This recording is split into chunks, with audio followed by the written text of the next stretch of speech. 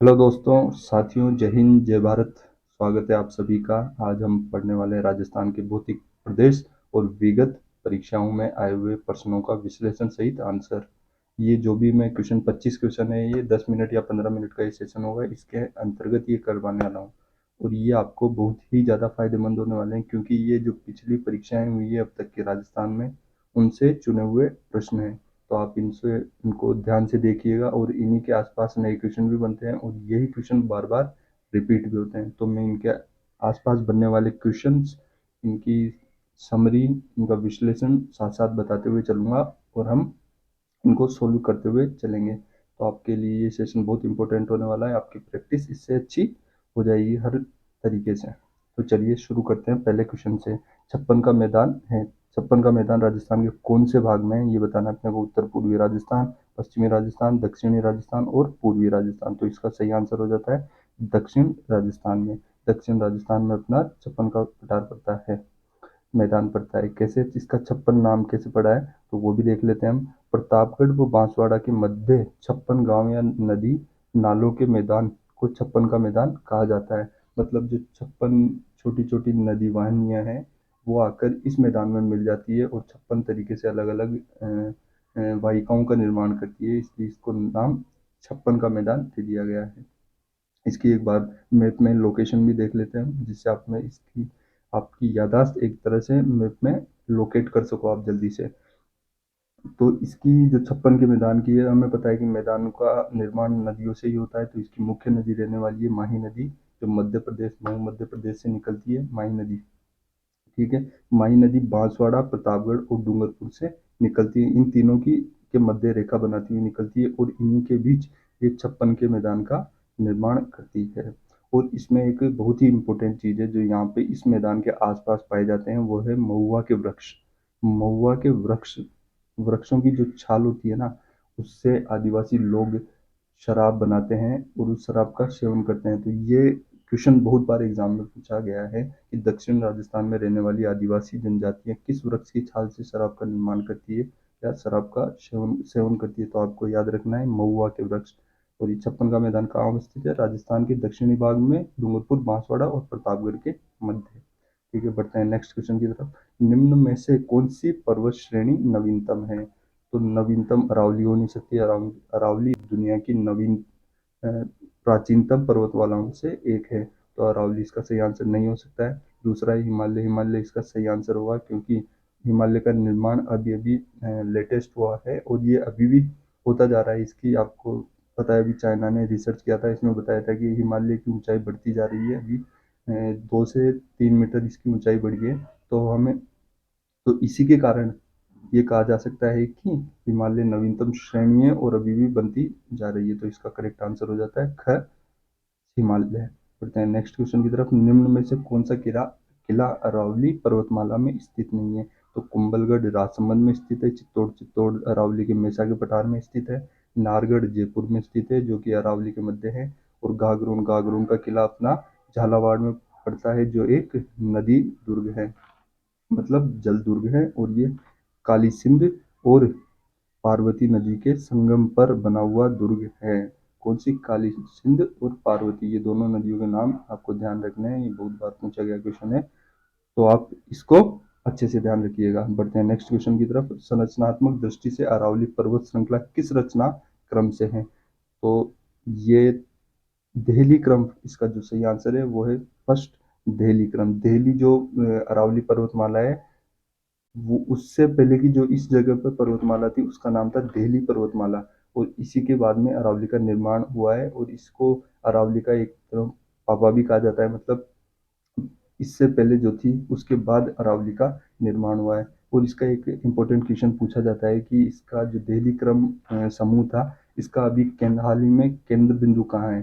तो इसका केंद्र बिंदु 2 जिलों में है, टोंक और सवाई माधोपुर। इन दोनों जगह पर देहली आवर्ती समूह का केंद्र बिंदु है। और देहली समूह हमें पता है कि अर्कियन युग से बिलोंग करती है। कालक्रम में अगर पूछा जाए तो कौन से युग में, तो आपको बताना है अर्कियन युग। देहली क्रम समूह का कौन सा युग था? अर्कियन युग। आपको ये ध्यान में रखना है। बढ़ते हैं नेक्स्ट क्वेश्चन की तरफ। निम्न में से राजस्थान के किस जिले की अंतर्राष्ट्रीय सीमा सबसे छोटी है? जैसलमेर की हमें पता है कितनी है, 464 किलोमीटर की सीमा जैसलमेर बनाता है। बीकानेर 168 किलोमीटर की सीमा बनाता है। बाड़मेर 228 किलोमीटर की सीमा बनाता है। और गंगानगर 210 किलोमीटर की सीमा बनाता है। तो आप इसमें देख सकते हैं कौन सा सबसे छोटा है, बीकानेर। बीकानेर सबसे छोटी अंतर्राष्ट्रीय सीमा बनाता है। बढ़ते हैं नेक्स्ट क्वेश्चन की तरफ। बोरहाट का पठार राजस्थान की जिलों में फैला हुआ है? ये बहुत ही ज़्यादा इंपॉर्टेंट क्वेश्चन है और बहुत बार लगभग हर एग्जाम में ये क्वेश्चन पूछा जाता है। जो भी अच्छे लेवल की एग्जाम है उनमें इस क्वेश्चन का जिक्र होता ही होता है, चाहे अलग अलग तरीके से हो पर होगा जरूर, आपको देखने को जरूर मिलेगा। तो जो बोरहाट के पठार की लोकेशन है मैं वो आपको मैप में बता देता हूँ। जो राजस्थान का कुंभलगढ़ का किला है उससे लेकर उदयपुर के गोगुंदा की पहाड़ी तक इस पठार का विस्तार है। तो आपको ये दिमाग में अच्छे से बैठा लेना है कि इस लोकेशन को और इन दोनों जिलों के नाम को और इन दोनों पहाड़ियों के नाम को, क्योंकि अलग अलग तरीके से क्वेश्चन पूछा जा सकता है। तो इसका सही आंसर हो जाता है क, उदयपुर राजसमंद में। आपको ये क्वेश्चन बहुत जगह देखने को मिलेगा और ये सारे क्वेश्चन एग्जाम्स में आए हुए हैं। आपको अभी देखना, बोराट का पठार का एक दो क्वेश्चन मैंने आगे और डाले हैं अलग अलग तरीके से, आप देखिए। यहाँ बढ़ते हैं नेक्स्ट क्वेश्चन की तरफ। अरावली की उच्चतम चोटी है? शेर सिरोही में उच्चतम चोटी है, नागपाड़ अजमेर में है, गुरु शिखर सिरोही में है और अचलगढ़ सिरोही में। हमें पता है कि अरावली पर्वतमाला की सबसे ऊंची चोटी गुरु शिखर है और ये कहाँ पे अवस्थित है, सिरोही में। ठीक है, बढ़ते हैं नेक्स्ट क्वेश्चन की तरफ। इसकी ऊंचाई 1722 मीटर है। किसकी? गुरु शिखर के पर्वत की ऊंचाई 1722 मीटर है। ये भी आपको ध्यान रखना है, बहुत बार पूछा जा चुका है। बढ़ते हैं नेक्स्ट क्वेश्चन की तरफ। ये ऊंचाई का मैंने यहाँ पे भी दे दिया है। अगर आपको ये पीडीएफ बार बार अगर प्रैक्टिस के लिए चाहिए तो आप अपने हमारे टेलीग्राम चैनल से इसको डाउनलोड कर सकते हैं और बाकी जो नोट्स यहाँ पे पढ़ाता हूँ मैं बताता हूँ वो भी आप वहाँ से प्राप्त कर सकते हैं। बढ़ते हैं नेक्स्ट क्वेश्चन की तरफ। निम्न में से राजस्थान के किस जिले में बांका पट्टी का विस्तार है? तो इसका सही आंसर हो जाता है नागौर। नागौर से अजमेर के मध्य ये अजमेर अजमेर के मध्य इस पट्टी का विस्तार है और इसको अन्य नामों से भी जाना जाता है। तो अन्य नाम कौन कौन से हैं ये भी मैं आपको बता देता हूँ। इसे बांका पट्टी, कुबड़ पट्टी, कोच बेल्ट और हार्ड बेल्ट भी कहा जाता है। अब इसको कहा क्यों जाता है? जो ये पट्टी है ये कुछ इस प्रकार है अजमेर से नागौर के बीच में, और इसमें फ्लोराइड की मात्रा अधिक है। और फ्लोराइड क्या करता है, जो मनुष्य की हड्डियां, मनुष्य जानवर की हड्डियां हैं, जो भी कैल्शियम से बनी हुई चीजें हड्डियां हैं, उनको ये मोड़ देता है। तो वहाँ पर जो रहने वाले आसपास के रहने वाले लोग हैं उनमें ये समस्या देखने को मिली है कि जो उनकी बैकबोन है वो थोड़ी मुड़ गई है, जिससे उनके बाहर पीठ में कुबड़ निकल गई है। इसलिए इसको ये कुबड़ पट्टी के नाम से भी जाना जाता है और इसको ज़्यादातर एग्जाम्स में कुबड़ पट्टी के नाम से ही पूछा जाता है। तो आपको ये ध्यान रखना है, अच्छा क्वेश्चन है। बढ़ते हैं नेक्स्ट क्वेश्चन की तरफ। राजस्थान में थार मरुस्थल से प्रभावित क्षेत्रफल व जनसंख्या का प्रतिशत कितना है? वैसे तो मैंने आंसर खुद ही दे दिया है मैप में, पर आपको ये वीडियो समझाने के पर्पज से है, ना कि आपका एग्जाम से लेने के पर्पज से। तो इसका सही आंसर हो जाता है ख, क्षेत्रफल 61% और जनसंख्या 40%। तो मैं मैप में एक बार ये जो अपने चार भौतिक प्रदेश हैं उन सबका डिटेल डाल दिए, कैसे क्षेत्रफल है और क्या जनसंख्या है। तो मरुस्थल की अपने 61.11% और 40% जनसंख्या है। ये वाली अरावली पर्वत श्रृंखला है जिसका क्षेत्रफल है 9.3% और जनसंख्या है 10%। इधर पूर्वी मैदान आ जाता है जिसका क्षेत्रफल है 23.3% और जनसंख्या है 39%। इधर अपना हाड़ौती का पठार आ जाता है, इसका क्षेत्रफल है 6.56% और जनसंख्या है 11%। आपको ये दिमाग में सेट कर लेना है इसी तरीके से जैसे मैप में मैं बना रखा हूँ, इसमें आपको ईजी होगी याद करने में और भूलोगे कम, कंफ्यूज कम होगे। और ये जो अपना मरुस्थल है इसी के साथ दुनिया का सबसे ज्यादा घनत्व, मनुष्य घनत्व वाला मरुस्थल है और एकमात्र ही मरुस्थल है ऐसा जहाँ पर मानव जाति इतनी ज्यादा तादाद में निवास करती है। बढ़ते हैं नेक्स्ट क्वेश्चन की तरफ। सूची एक को सूची दो से सुमेलित कीजिए। मतलब दूसरी तरफ जिले दे रखे हैं और दूसरी तरफ पर्वत दे रखे हैं, तो आपको बताना है इसमें से कौन सा जिले में कौन सा पर्वत है। तो शुरू करते हैं जालोर। जालोर में अपना कौन सा पर्वत है? झारोला। और जयपुर में कौन सा है? बरवाड़ा। सीकर में कौन सा है? रघुनाथगढ़। और अलवर में भानगढ़। देखो जालोर में चार पर्वत है, कौन कौन से? एक तो डोरा पर्वत, इसराला भाकर, डोरा पर्वत, इसराला भाकर, रोजा भाकर और एक और है ये झारोला भाकर। ये चार पर्वत हो जाते हैं, ये बार बार पूछे जाते हैं एग्जाम में। तो ये चारों पर्वतों के नाम आपको याद रखने हैं। तो इसका सही आंसर हो जाता है ए में बी, जालोर का बी में ए, जयपुर। तो इसका सही आंसर हो जाता है ए। ठीक है, बढ़ते हैं नेक्स्ट क्वेश्चन की तरफ। 11वें क्वेश्चन में निम्नलिखित में से कौन सा सही सुमेलित नहीं है? गग्गर का मैदान हनुमानगढ़ तथा चूरू में है, सही है। शेखावाटी प्रदेश आंतरिक अफवाह क्षेत्र है, सही है। आंतरिक अफवाह क्षेत्र वह क्षेत्र होता है जिसमें अधिकांश नदियों का अधिकांश नदियां उसी क्षेत्र में विलीन हो जाती है, मतलब उसी क्षेत्र में विलुप्त हो जाती है, तो इसको आंतरिक अपवाह क्षेत्र कहा जाता है। और शेखावाटी में ऐसी ही नदियां देखने को मिलती है। उदयपुर बेसिन पर मेसा पठार है, जिस चित्तौड़ का किला भी बसा हुआ है। और बोराट का पठार, मैंने कहा था ना कि अब वापस ऐसे बोराट का पठार का क्वेश्चन अलग अलग तरीके से बनता है, तो इसमें बोराट का पठार फिर से आ गया है। और ये मैंने खुद से नहीं बनाया, ये सभी एग्जाम में आए हुए क्वेश्चन है। तो बोराट का पठार रघुनाथगढ़ सीकर, रघुनाथगढ़ का शिखर है वो सीकर में पठार कहाँ पे? उदयपुर के गोगुंदा से लेकर कुंभलगढ़ राजसमंद तक है। तो इसका सही आंसर हो जाता है ख, बोरहट का पठार। आप डिटेल मैंने लिख दी है, अगर आप नोट्स डाउनलोड करके पढ़ना चाहें तो पढ़ सकते हैं। बढ़ते हैं नेक्स्ट क्वेश्चन की तरफ। जहाँ प्रतिवर्ष प्राकृतिक रूप से मिट्टी का नवीकरण होता है वह क्षेत्र है। तो मैंने आपको चित्र के माध्यम से समझाने की पूरी कोशिश की है। जैसे ये पर्वत है, यहाँ से नदी का उद्गम होता है और यहाँ पर बड़े बड़े शिलालेख होते हैं, वहां से बहती हुई नदी नीचे की ओर आती है। तो इन बड़े बड़े शिलालेखों से जहाँ से नदी आती है उसको कहा जाता है भाबर। उसके नीचे फिर एक दलदली भाग का निर्माण होता है, उसको बोलते हैं तराई। और तराई के ऊपर वाला, जस्ट ऊपर वाला भाग होता है, उसको बोलते हैं खादर। और खादर के भी ऊपर वाला भाग होता है, उसको बोलते हैं भांगर। अब खादर में क्या होता है, जैसे नदी में ज्यादा पानी आया तो नदी का पानी ऊपर तक जाएगा और ये बार बार उस जगह की मिट्टी चेंज करता रहेगा, जिससे वहां पे नई मिट्टी आएगी और नई उपजाऊ मिट्टी आएगी और बदलती रहेगी वो हर साल। बांगर में मिट्टी नहीं बदलती है, वो बार बार एक ही मिट्टी का यूज करते हैं उसमें कृषि कार्य के लिए या किसी के लिए। और जो खादर है उसमें नवीनतम आ जाती है, जिससे कि वहाँ पे कृषि उत्पादन अधिक होता है और ये अधिक उपजाऊ मिट्टी होती है। तो इसका सही आंसर होने वाला है खादर प्रदेश।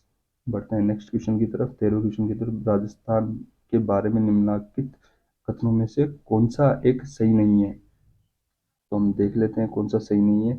उत्तर दक्षिण की अपेक्षा पूर्व पश्चिम विस्तार अधिक है, सही है ये वाला, क्योंकि उत्तर से दक्षिण में इसकी लंबाई 826 किलोमीटर की और पूर्व से पश्चिम में इसकी लंबाई है 869 किलोमीटर की। दूसरा ऑप्शन देखते हैं, उत्तर दक्षिण की अपेक्षा पूर्व पश्चिम विस्तार कम है। ये गलत हो गया अपना, क्योंकि हमें पता है पूर्व पश्चिम का विस्तार ज्यादा है और उत्तर दक्षिण का पूर्व पश्चिम की अपेक्षा कम है। बढ़ते हैं नेक्स्ट ऑप्शन की तरफ। इसी की कुल स्थल सीमा 6000 किमी से कम है, ये बिल्कुल सही है। 5920 किलोमीटर स्क्वायर की राजस्थान की पूरी स्थलीय सीमा है। फिर आता है इसका अक्षांशीय विस्तार 60 डिग्री अक्षांश से अधिक है, बिल्कुल है। जब आप ये दक्षिणी अक्षांश को 23 डिग्री 3 सेकंड से 30 डिग्री 12 सेकंड तक जब आपको इसमें से घटाएंगे तो आपको 60 डिग्री या 4 सेकंड के लगभग कुछ देखने को मिलेगा। तो हमें इससे पता चलता है कि इसका अक्षांशीय विस्तार 60 डिग्री से ज़्यादा है। बढ़ते हैं 14वें क्वेश्चन की तरफ। डांगलेड किसका भाग है? तो डांगलैंड से हमें पता कर सकते हैं कि किसका भाग है, इसके नाम में इसका रहस्य छुपा हुआ है, आंसर छुपा हुआ है। तो हम देखते हैं इसका करौली से ही आंसर होने वाला है, क्योंकि डांग प्रदेश जिसको कहा जाता है वो करौली, सवाई माधोपुर और धौलपुर के एरिया को कहा जाता है। जो चंबल नदी द्वारा जो बीहड़ बनाए जाते हैं उनमें इस डांग प्रदेश का निर्माण होता है। और चंबल नदी हमें पता है कि सवाई माधोपुर, करौली और धौलपुर से होती हुई निकलती है और यमुना में इसका मिलन हो जाता है। तो ये उबड़ खाबड़ बीहड़ का निर्माण करती है। तो जो ये मैंने बताया था आपको खादर, ये जैसे नदी जा रही है, अब इसके नीचे वाला जो भाग है वो तो होगा खादर। जो उबड़ खाबड़ बीहड़ बनेंगे, जैसे मिट्टी का कटाव हो जाता है, तो उसको बोलते हैं डांग। जैसे कभी आपने देखा भी होगा गांव या ढाणी में कहीं भी जब कोई बारिश होती है तो मिट्टी का कटाव ऐसे ऐसे होने लग जाता है, उसी प्रकार से यहाँ पे बड़ी मात्रा में हो जाता है, बड़े स्तर पे हो जाता है, तो उसको डांग का नाम दिया गया है। और इसी को देखते हुए सरकार ने इसमें दो योजनाएं चलाई थी, कार्यक्रम चलाए थे। और ये कार्यक्रम बहुत बार एग्जाम में पूछे जा चुके हैं और बार बार अभी तक भी पूछ रहा है। पहला है कंदरा सुधार कार्यक्रम, ये 1989 में 8 जिलों में चलाया गया था। 8 जिले कौन से? हाड़ौती प्रदेश के 8 जिले, हाड़ौती प्रदेश और जो सवाई माधोपुर का संभाग है उसके 8 जिले। फिर दूसरा कार्यक्रम है डांग विकास कार्यक्रम, ये 2004 में चलाया गया था, ये भी 8 जिलों में चलाया गया था। तो आपको ये विशेष तौर पर ध्यान रखना है, ये दोनों कार्यक्रम और ये वाला पार्ट डांग लीड वाला। और आप इस जो बीहड़ की रानी है वो किसे कहा जाता है, ये आप कमेंट बॉक्स में बताएंगे मुझे कि बीहड़ की रानी किसे कहा जाता है। बढ़ते हैं नेक्स्ट क्वेश्चन की तरफ। 15वां क्वेश्चन, पश्चिमी बालू का मुक्त मरुस्थलीय क्षेत्र में किस काल की अवसादी चट्टानों का बाहुल्य है। हमें पता है जो मरुस्थल का निर्माण है वो प्लीस्टोसीन काल में हुआ है, एजोइक एरा के प्लीस्टोसीन काल में। तो इसका सही आंसर हो जाता है टर्सरीय वो प्लीस्टोसीन युग। इसका सीधा सीधा आंसर है, इसमें कोई एक्सप्लेनेशन वाली बात नहीं है, ये आपके रटने को है सीधा कि कौन से काल में मरुस्थल का निर्माण हुआ था। बढ़ते हैं 16वें क्वेश्चन की तरफ। राजस्थान के उत्तर पश्चिम शुष्क मैदानी प्रदेश की मुख्य नदी कौन सी है। तो हमें बताया कि शुष्क मैदानी प्रदेश की एक ही मुख्य नदी है, वो है लूनी नदी। उसके बाद सारी इसकी जो छोटी छोटी नदियां हैं वो लूनी नदी में आके मिल जाती है। और लूनी नदी का उद्गम कहाँ से होता है, नाग पहाड़ अजमेर से। आपको ये याद रखना है, बार बार पूछा गया क्वेश्चन है कि नाग पहाड़ अजमेर से कौन सी नदी का उद्गम होता है, तो आपको लूनी नदी इसका विशेष तौर पर ध्यान रखना है। और ये राजस्थान के 6 जिलों से होकर बहती है। 6 जिले कौन से हैं, अजमेर, नागौर, जोधपुर। जैसे पहले अजमेर से गई, फिर नागौर से गई, फिर जोधपुर से गई, फिर ये गई पाली में, फिर बाड़मेर में, और फिर जालोर से आउट हो जाती है ये। और जालोर से आउट होते हुए कच्छ के रण या अरब सागर में गिर जाती है। अगर बारिश ज़्यादा होती है तो ये अरब सागर में जाती है, और बारिश कम होती है तो कच्छ के रण में जाके रुक जाती है। बढ़ते हैं नेक्स्ट क्वेश्चन की तरफ। निम्न में से कौन सा क्षेत्र राज्य के भौतिक प्रदेश राजस्थान बांगर का उपविभाग नहीं है। तो गोडवार क्षेत्र है, नागौर उच्च भूमि है, और गग्गर का मैदान है, बालू का स्तूप मुक्त प्रदेश इसका भाग नहीं है। बाकी क्योंकि ये खुद ही एक विभाग है, तो ये उप इस अर्धशुष्क मैदानी प्रदेश का उप विभाग नहीं हो सकता है। बाकी ये 3 इसके उप विभाग हैं। बढ़ते हैं नेक्स्ट क्वेश्चन की तरफ। लूनी नदी के उत्तर में राजस्थान की उत्तर पूर्वी सीमा तक आंतरिक जल प्रवाह का क्षेत्र कहलाता है। तो इसका सही आंसर होने वाला है शेखावाटी प्रदेश। उत्तर पूर्वी सीमा पर शेखावाटी प्रदेश ही पड़ता है, तो इसका सही आंसर भी शेखावाटी प्रदेश है। और हम ऊपर बात भी कर चुके हैं कि आंतरिक प्रवाह वाला क्षेत्र शेखावाटी है, क्योंकि इसी में अधिकांश नदियां विलुप्त हो जाती हैं। बढ़ते हैं नेक्स्ट क्वेश्चन की तरफ। निम्न में से राज्य का कौन सा शहर 23.5 डिग्री उत्तरी अक्षांश के सबसे पास है। देखिए इसके 2 आंसर हो सकते हैं, एक तो डूंगरपुर और एक बांसवाड़ा। पर जो बांसवाड़ा का कार्यालय है वो डूंगरपुर की अपेक्षा इसके पास पड़ता है, कर्क रेखा के पास पड़ता है। तो इसका सही आंसर होने वाला है बांसवाड़ा। बांसवाड़ा की जो कुशलगढ़ तहसील है वो भी इसके सबसे नजदीक तहसील है। बढ़ते हैं नेक्स्ट क्वेश्चन की तरफ। 20वां क्वेश्चन, निम्न में से कौन सा दक्षिणी अरावली को पार करने का दर्रा नहीं है। सोमेश्वर है, सोमेश्वर कहाँ है, राजसमंद में। हाथीगुड़ा भी कहाँ है, राजसमंद में। सोमेश्वर कुंभलगढ़ जाने का रास्ता है, आप ये याद रखेंगे। फिर है अरनिया, अरनिया कोटा और बूंदी के बीच का दर्रा है। और देसूरी किनार ये पाली का दर्रा है। तो इसमें से इसका सही आंसर हो जाएगा अरनिया। अरनिया अरावली का दर्रा नहीं, ये कोटा और बूंदी के बीच अवस्थित है। बढ़ते हैं नेक्स्ट क्वेश्चन की तरफ। संरचनात्मक दृष्टि से राजस्थान के भौतिक स्वरूप भारत के निम्नलिखित में से किन उच्च प्रदेशों का हिस्सा है। तो आप इसको मैप की सहायता से याद रखेंगे तो ज़्यादा अच्छा होगा।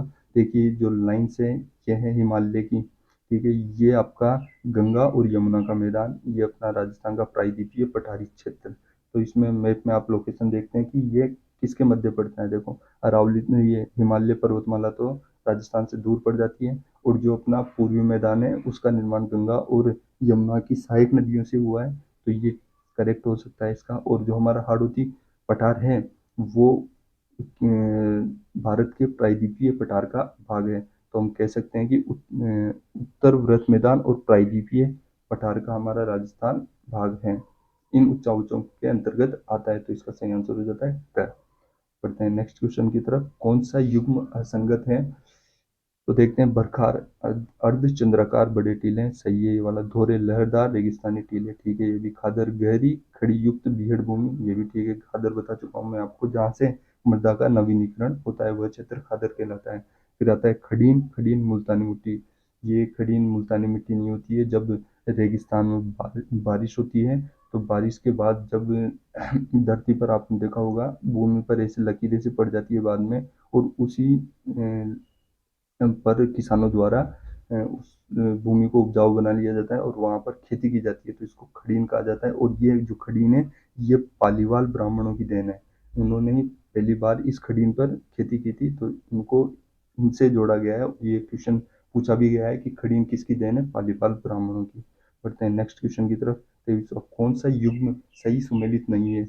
लू, राज्य में ग्रीष्म ऋतु में चलने वाली पवनें, ठीक है ये वाला। माउंट, शीत ऋतु में होने वाली वर्षा, ठीक है ये भी। बबूल्या, वायु चक्रवात, ये भी ठीक है। बरखान, वर्षा का ग्रामीण भाषा में संबोधन, ये गलत है क्योंकि बरखान एक रेगिस्तानी रेत का टीला होता है। बरखान, पैराबोलिक, अनुप्रस्थ, अनुदैर्ध्य, तारा स्तूप, ये सब रेगिस्तान में पाए जाने वाले टीले हैं। इसका सही आंसर हो जाएगा ख, बरखान। बढ़ते हैं नेक्स्ट क्वेश्चन की तरफ।